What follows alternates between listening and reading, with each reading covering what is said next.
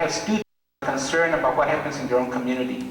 They have students who may take on the faculty and force the faculty to go beyond what they used to teach in the past. In closing, let me assure you that there's nothing that has made the educational system at Berkeley as good as it is if it wasn't for the diverse population we had here. If you would come back, if you could come back and see what was being taught in Berkeley in the 1960s and 70s versus what's being taught today, there's major differences. If you look at the people that are graduating from here, just statistical, you find out that we're graduating more students today than we were in 1951. Our students are very successful, they're much better prepared, and I think the educational system will lose much if we move away from affirmative action, if we forget that diversity is not just a myth as far as providing quality education, that diversity is essential to providing quality education. Thank you very much.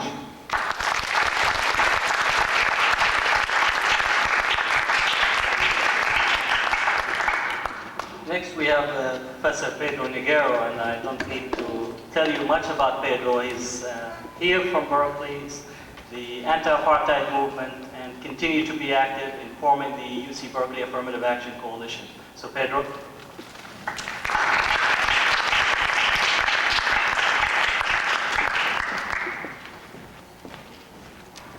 Good morning. I want to say first that I'm happy to be here with you this morning to participate in this conference and hopefully to get some organizing happening here at Berkeley. And I think the fact that this is such a small group today should be a challenge to all of us that we need to do a lot of work here. People take Berkeley for granted. They say Berkeley is a radical place, it's a progressive campus. Berkeley should certainly be the leadership on this issue. Well, guess what? Look around you. We're not the leader on this issue. In fact, I think there's a lot more happening at UCLA. I would encourage you to talk to the people right there at that table. They can tell you about some of the organizing they're doing on that campus. It's, I think if you thought the NCAs look good, UCLA is looking real good on this issue right now. And there's a lot happening in some of the CSUs. But UC Berkeley, you know, I think that what Ed said, a lot of people are complacent here. I think a lot of people say, I'm smart, I don't really need affirmative action. You know, I got in because I was smart, and let other smart people get in too. And, or they'll say, you know, who knows what they say to rationalize why they're not involved. But basically, there's not a lot of involvement here. And I think some of it has to do with complacency and the fact that people think they're, you know, are trying to take care of their own education. But some of it has to do with also with the fact that not everybody sees this issue the same way. And sees it as affirmative action, let's say something that needs to be preserved. So there's a lot of education work that needs to go on here. We're lucky because this ballot measure doesn't come up until the fall of '96. That gives us some time, but it's time to get started. Because we'll find ourselves in the same situation we were with Prop 187.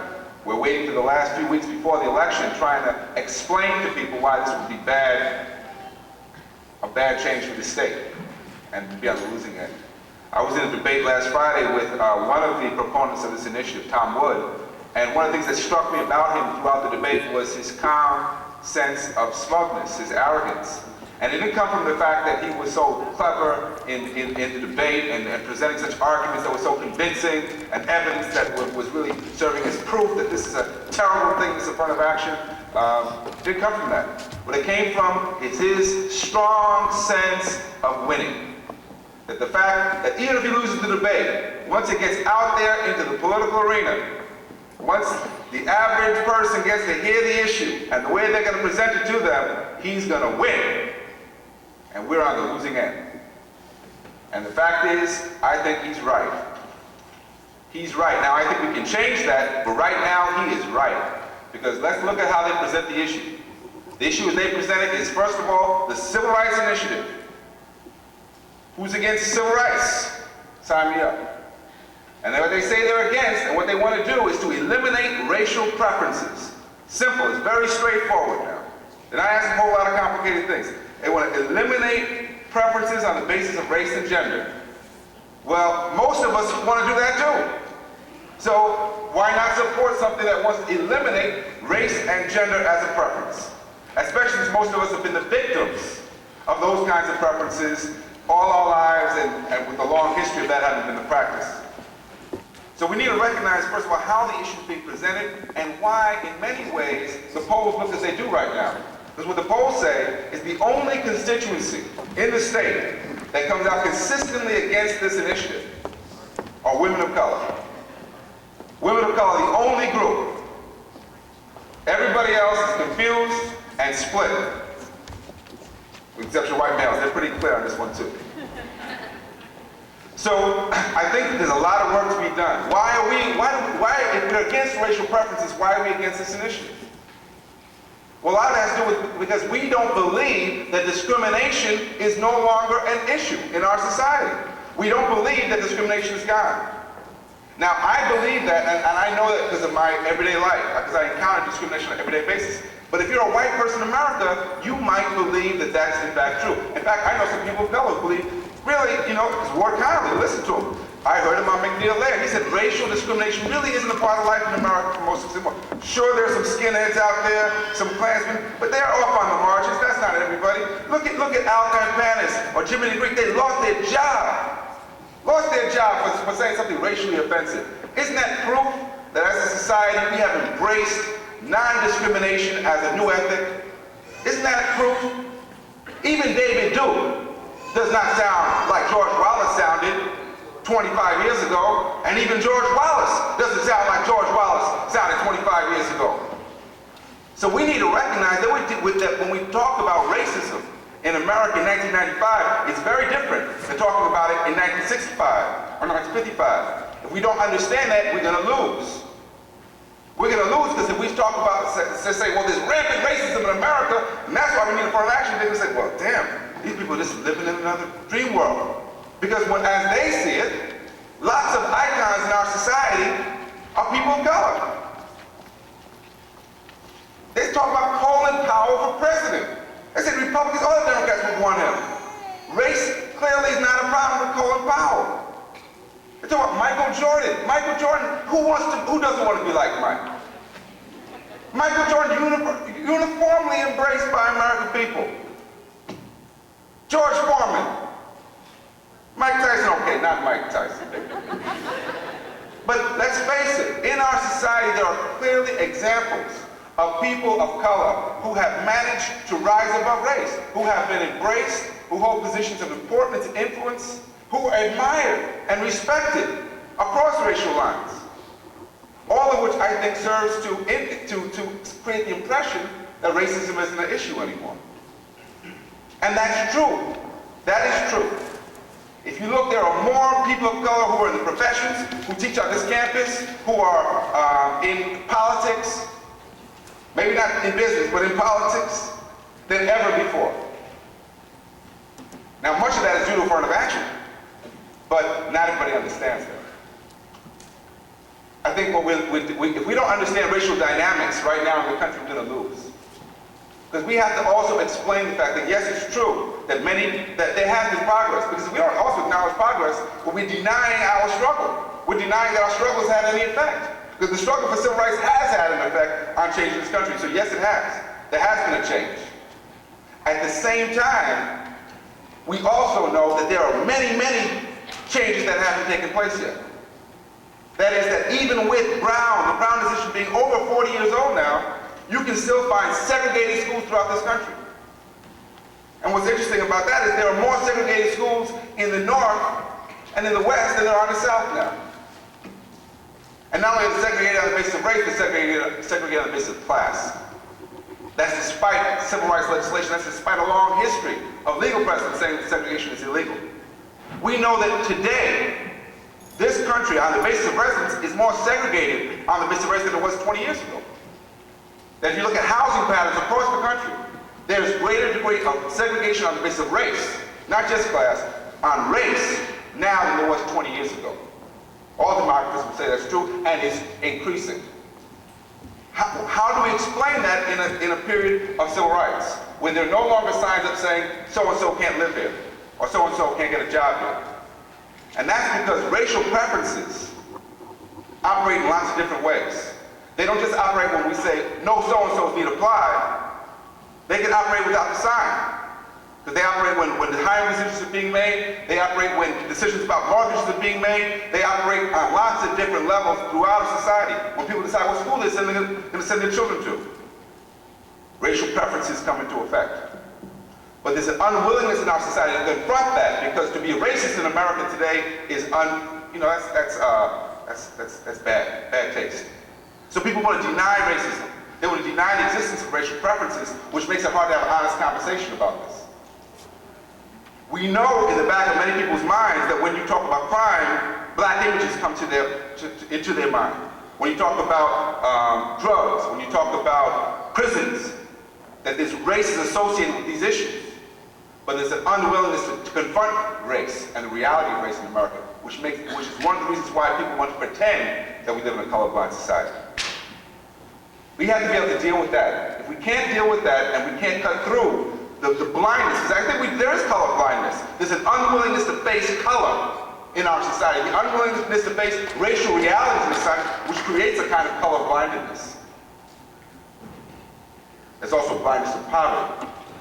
But we have to confront that as we engage one another. What do? We have over a year to organize. Over a year to organize, over a year to talk. I think we have to start here, talking to one another, right? Getting ourselves organized, convincing people this is a good thing, this is an important issue, not just a good fight to say that we fought, but an important issue to win on. A very important issue to win on. That we need to not just look good in the election come November 96th, we need to win this one. Because the consequences are going to be real. Not only for the next generation of high school students who can't get it, because what they'll tell you, the advocates of this position will say, well, the students who are going to UC Berkeley will go to Santa Cruz. And those who go to Santa Cruz will go to CSUs. And those who are at the CSUs now will be bumped out, but they'll go to the community colleges. And what about those with community colleges? Oh, well, in time, there will be a place for them too, if they work hard. The consequences of this going into effect will be immediate and have immediate impact on people of color throughout the state. It's projected that if this passes, that the African American student population will go down to about 1% of the campus, of the undergraduate student body, and Latinos will be about 3%, Chicanos. That will be the immediate impact that the admissions office projects if this goes into effect. I think beyond that, what it also does is send out another message. It sends out a message that our society, that what Willie Brown talked about, that the backlash is in effect. That America is now completely forgotten about race, about civil rights. That's a thing of the past. Okay? And what that means is, they can only say that, but at the same time, there's also an understanding that racial issues are still out there. Okay? Because that's what Prop 187 was about. That's what the Three Strikes Initiative was about. And what it means is that as a society, instead of trying to find ways to enable people to feel as though they're part of this society, that they have a way out through legitimate channels, namely education and working hard, that it might pay off for you, the message would be the opposite one. That even if you work hard, if you are of a particular race, and if you live in a certain area where there's not a lot of opportunity, your chances are going to be very, very limited. And what happens when people start to recognize that, and there are also a lot of people who already recognize that, is resentment grows. And the polarization and the conflict and the anger that we see in our society increases. So to win this is important, not just for those who might benefit, because I think lots of us benefit in lots of different ways that we may not recognize because of the existence of affirmative action. And I think we need to send that message out there. Because right now, I think we're operating in a deficit position on this issue because of the ways in which this issue of race is obscured in our society, and racial privilege. The people who are most privileged are the ones least likely to recognize it, least likely to understand and to appreciate how privilege has benefited them. Every year I ask my students in my class, and I'll stop with this, to talk about their experience being tracked in school, after I explain what tracking is. And what I find consistently is that the students who were labeled gifted, who went through advanced placement classes, who went to the best schools, the best private schools especially, have no recollection of ever having this happen to them. It all seems so natural. In fact, they keep arguing this. I wasn't tracked. I went to the best schools. I was gifted, but I didn't see that as tracking. And then I talked to my other students who were put into special ed classes because they couldn't speak English, or who were labeled as at risk and emotionally disturbed, and who had to fight to get out of special education classes. They have a very vivid memory of being trapped and of fighting against being channeled and being denied opportunity in our schools. But privilege is disguised a lot of times. It seems so natural.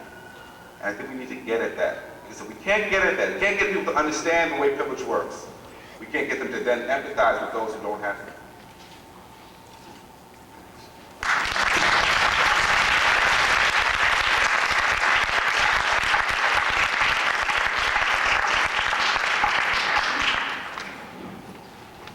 Next we have Elizabeth Martinez. She's an author and writer, author of 500 Years of Chicano History. She writes for Z Magazine, and she is a continued activist. We meet quite often in the streets more than any other place in terms of demonstrations and action. So Elizabeth Martinez.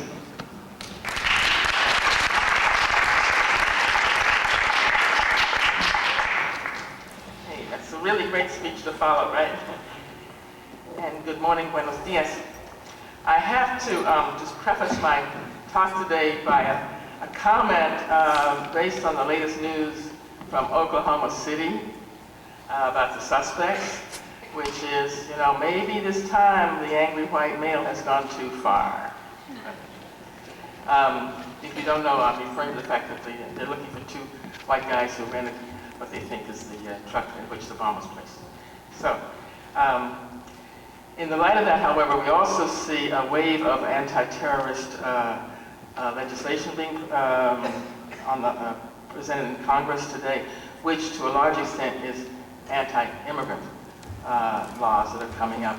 And I think in terms of what Pedro was saying about racism and its new faces, anti-immigrant is a great deal of that. So, in Oxnard, California, which is in the south, right, there is a Nabisco plant. Nabisco is this huge food products company that produces steak sauce, hot sauces, and all the world's supply of Grey Poupon mustard, which I always thought came from France. But no, there's a bunch of Mexican women down there, and she kind of grinding these things out. They recently filed a suit because they are forced to go to work wearing diapers because they are not allowed to take restroom breaks when they need to. If they do take those breaks, they are disciplined, suspended, or sent home without pay. These women are on the assembly line, so this is a problem of losing who knows how many dollars, right, if they take 2 minutes off the assembly line. The men workers have different kinds of jobs and don't have this problem. In any case, the California Bureau of Legal Assistance people just filed a suit for them. It's the second suit filed on the behalf of these women who were, by the way, told to urinate in their clothes if they had a problem. So instead of that, they started going to work in diapers. The idea of having to go to work in diapers because you can't go to the restroom seems to be about as degrading as you can get. And I think it's important to see here, we're talking about women of color, Chicanas in particular. Nabisco's abuse is certainly not new. I can't relate it directly to the attack on affirmative action, but I think that it points to the multifaceted nature of the attacks that are going on today, whether it's the attack on affirmative action, pushing Prop 187, and by the way, there's a whole lot more laws out there that are anti-immigrant laws. You can't get a GED, by the way, if you don't have the right piece of paper. All that kind of thing is happening, the attacks on women's rights and so forth. I think they're all very connected, and we need to see the linkage. And seeing the linkage, I think, is part of the fight back that I want to talk about a little bit. This multifaceted assault is sustained by a heavy-duty ideological assault. And that's what I wanted to speak about today. I think there's a battle for people's minds going on right here and other places, and there is what I would call a war for California's identity going on. So the groundwork for this goes back quite a ways. The groundwork for what I'm calling this war on California's identity and this whole right-wing assault. It goes back to at least 1976, to that grandfather of all angry white males, Takaki, who won a suit in the Supreme Court proving reverse discrimination when he, as a white man, didn't get into UC Davis Medical School. But there's all other aspects to it. The attack has gone on, and it's attack basically on the gains, small as they were, but they were real, of the 60s movements, which include, of course, affirmative action, as well as ethnic studies and gains of the gay liberation movement, women's movements, and so forth. Let me just mention a few of the aspects of this groundwork for today's ideological assault that I'm talking about. One of them, and it's really clear if you watch TV or movies and stuff, is trashing the 60s. So there's two stereotypes of the 60s out there. One of them is, it's all these hippy-dippy people listening to the Grateful Dead, wearing tie-dye shirts, turning on, doping out, turning on and tuning out of the society, and tripping in all kinds of ways, which have nothing to do with any sort of collective desire for social justice. The other image is like the opposite end, which is a bunch of mad kids running around making bombs in Greenwich Village, and being totally destructive. Nobody could possibly relate to them. You couldn't possibly see anything, most people, in either of those images that you would want to relate to. Thanks. That's my prime ideological warfare clipping of the day. I'll get to that. So that the idealism, the demand for social justice, the moral authority that was attached to the fight against racism in the 60s by many people is wasted, right? Is negated by the current way that the 60s are being projected in the media and everywhere else you look. So that there's just nothing about it that was any good. Any sort of societal idealism in particular is just kind of not cool. A second form in which I think we've seen this ideological assault being built up is undoing the Vietnam syndrome. And by that I mean there have been some steps taken, movies like one on the 4th of July, Oliver Stone's other movies, and other ways, books and so on, in which a doubt was planted somewhere in the psyche of this country about that war being a good war. People sort of began to think maybe it wasn't such a good thing. Maybe people died, oh my goodness, in vain, no way. And that had to be undone for the sake of preserving a militaristic society whose imperial control was justified. And I think, and I hope this isn't stretching it, I personally think that one of the purposes, or at least one of the effects of the Gulf War, was to undo this sort of syndrome and to restore the greater glories of American militarism in a quick old war, not a whole lot of body bags, right? But let's see what a great power this country is again. This is a really hot issue, as I think the recent current furor over George McNamara's book, in which he says, as former Secretary of Defense, hey, I was wrong to push this war, I made a horrible mistake, a whole lot of people got killed. Whoa, nobody likes this book. Nobody. The book reviewers don't like it, the veterans organizations don't like it, nobody wants to hear this. I don't mean to glorify the man, after all, he did do what he did, and it was bad. But he's saying some truths, and people don't want to hear them.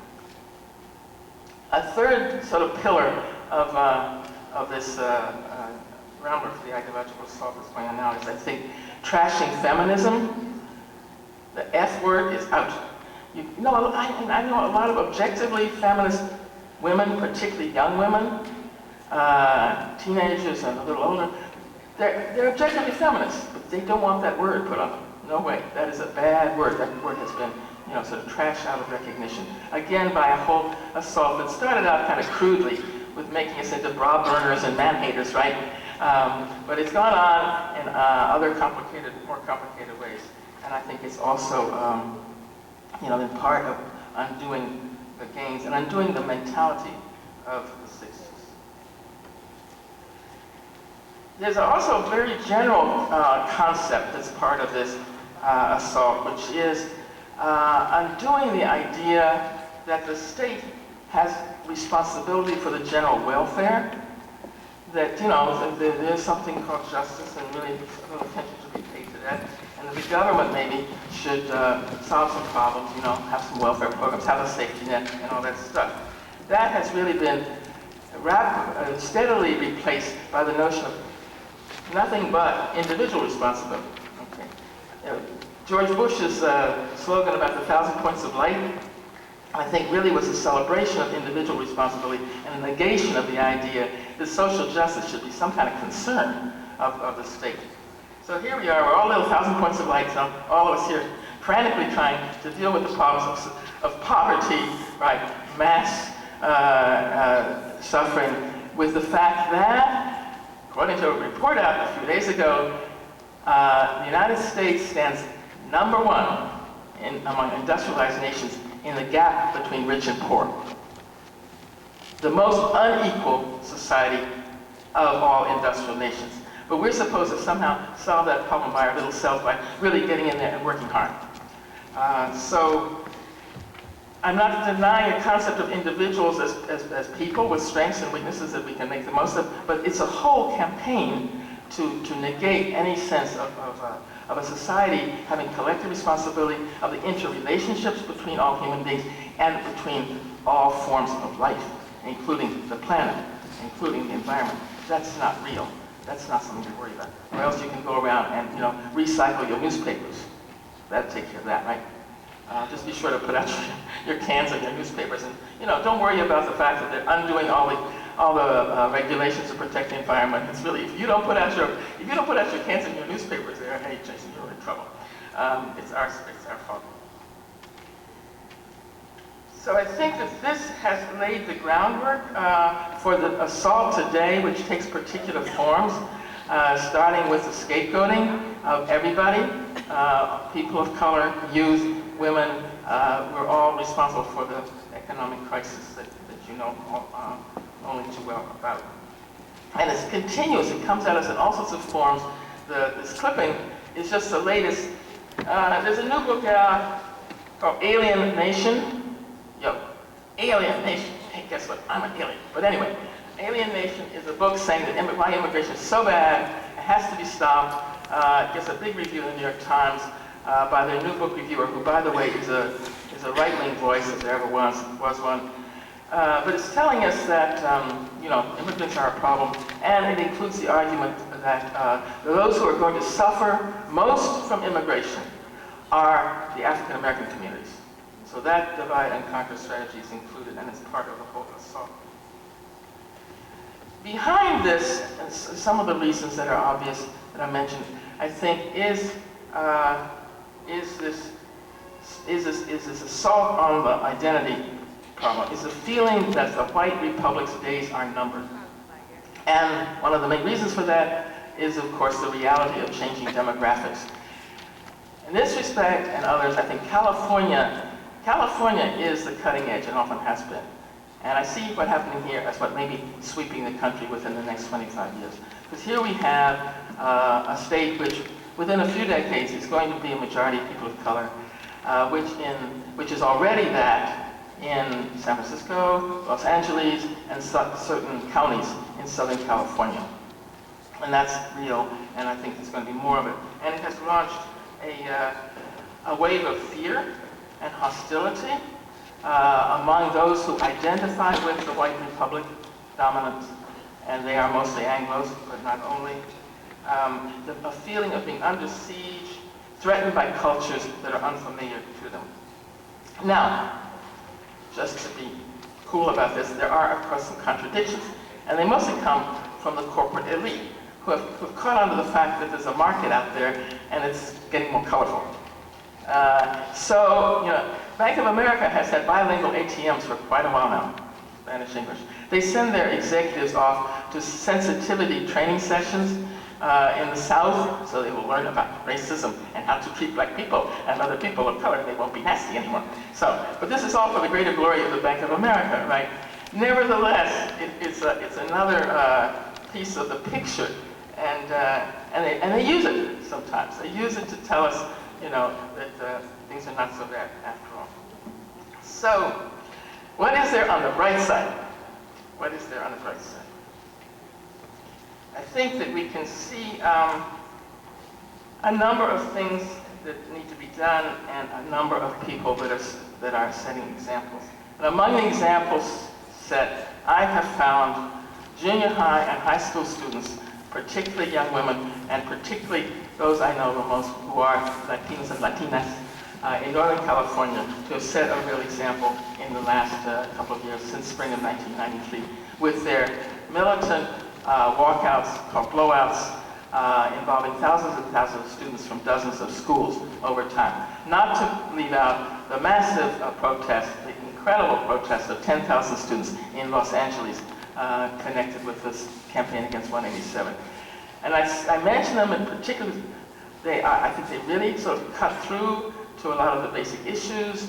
There's a lot of women's leadership there, and they have a desire for unity that is very powerful. In fact, I've interviewed quite a few, and over again they say their dream for society is unity. And they're not just talking about between gangs, they're talking about society as a whole. I think they have showed us, by their example, at their best, sure they have problems too, at their best, some of the things that we have to be working against. I'm talking about alliances among people who are under tag number 1. And I think, but also others who may or may not realize the damage that they face and that can be done to their society. Some of the things I think we have to watch out for and not be held back by are, sexism, homophobia, narrow nationalism, and among our own forces. I think also we cannot get into playing what a student I know calls the oppression Olympics. The oppression Olympics is when you go for the gold. It's the most oppressed category of human beings. This is just one more form of competitiveness that we can't afford. If ever there was a time not to get in this kind of rinky-dinky stuff, which often has material base, I realize that, but it is now. I think we've got to be very honest among ourselves and be learning from each other, learning about common experiences, learning about what divides us and what unites us in a very intense way. I'd like to just close with a little sort of motto I've got from one of the student walkouts in San Francisco last year, which has to do with recognition of the importance of unity. There was this march going down Dolores Street, and I hear the kids all chanting, "Wilson, Wilson, a la chingada, viva, viva, Che Guevara." Those of you who don't know what chingada means, it's kind of like a 4-letter word that, anyway. So, or could be translated to hell with, screw you, and other words like that, okay. So, I hear this one girl come up, we can't sing that, we can't chant that, we gotta change that chant, because what about the kids from Wilson High? Wilson High School, right? They can't just be denouncing Wilson. The kids are going to think that they're getting denounced, the kids from Wilson High. Oh, no, wait. So, in about 30 seconds, they had changed their chant. Pete Wilson a la chingada, viva, viva, Che Guevara. So that's a good one for all of us, don't you think? Thank you very much.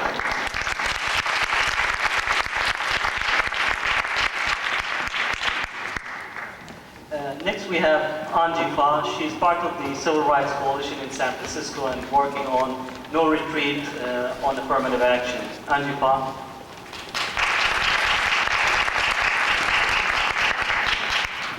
I want to talk about the nuts and bolts of how we can win the fight of our lives. And